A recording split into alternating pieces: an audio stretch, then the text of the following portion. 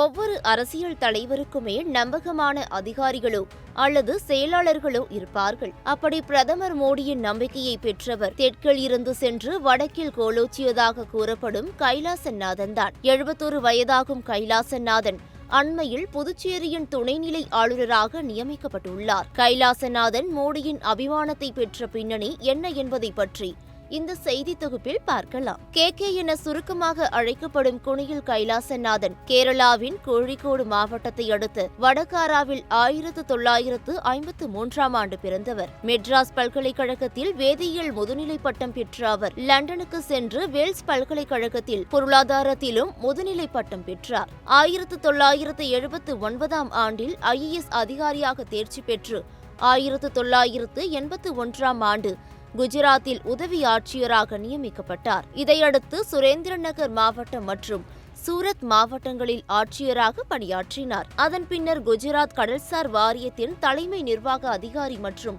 குஜராத்தின் தலைமை தேர்தல் அதிகாரி என படிப்படியாக உயர்வு பெற்று வந்தார். 1991 மற்றும் 2001ஆம் ஆண்டுக்கு இடையே அவர் அகமதாபாத் நகராட்சி ஆணையராக இருந்தபோது குடிநீர் சிக்கலை சரி செய்ய 43 கிலோமீட்டர் நீளத்துக்கு மிக குறுகிய காலத்தில் குழாய்கள் அமைத்து கவனம் ஈர்த்தார். இந்த சம்பவத்தின் அடிப்படையிலேயே 2001ஆம் ஆண்டு இறுதியில் குஜராத் முதலமைச்சராக பொறுப்பேற்ற மோடியும் கேவின் நிர்வாக திறனை கண்டு கொண்டார் என கருதப்படுகிறது. அதைத் தொடர்ந்து 2006ஆம் ஆண்டு முதலமைச்சர் கூடுதல் தலைமை செயலாளராக கே நியமிக்கப்பட்டார்.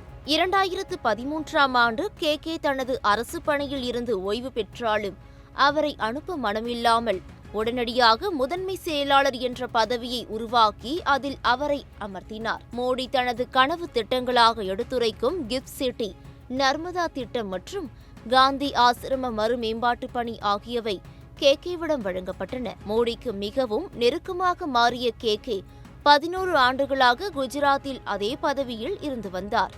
3 முறை முதலமைச்சர்கள் மாறியும் அவர் மாறாததாலும் சில சமயங்களில் முதலமைச்சரை விடவும் அவரின் கை ஓங்கி இருந்ததாலும் குஜராத்தின் சூப்பர் சிஎம் என்றும் கேவுக்கு ஒரு பெயர் உண்டு. கடந்த ஜூன் மாதம் 30ஆம் தேதி தனது பணியில் இருந்து கே விருப்ப ஓய்வு பெற்றார். தற்போது புதுச்சேரி ஆளுநராக கே நியமிக்கப்பட்டுள்ளது அரசியல் வட்டாரங்களில் சலசலப்பை ஏற்படுத்தியுள்ளது. தென்னிந்தியாவை சேர்ந்தவராக இருந்து வட இந்தியாவிலேயே இத்தனை தாக்கத்தை ஏற்படுத்திய கே புதுச்சேரியில் என்ன மாதிரியான மாற்றங்களுக்கு காரணமாக இருப்பார் என்று எதிர்பார்ப்பு அதிகரித்துள்ளது. தமிழ்நாட்டில் 0 என்றாலும் கேரளாவில் முதல் எம்பியை பெற்றுள்ள பாஜக மோடிக்கு நம்பகமான செயல்திறன் கொண்ட நபரை புதுச்சேரியில் நியமித்து இருப்பது தென்னிந்திய அரசியலில் கவனம் செலுத்துவதற்காகத்தான் இருக்க முடியும் என்பதை அரசியல் விமர்சகர்களின் கருத்தாக உள்ளது.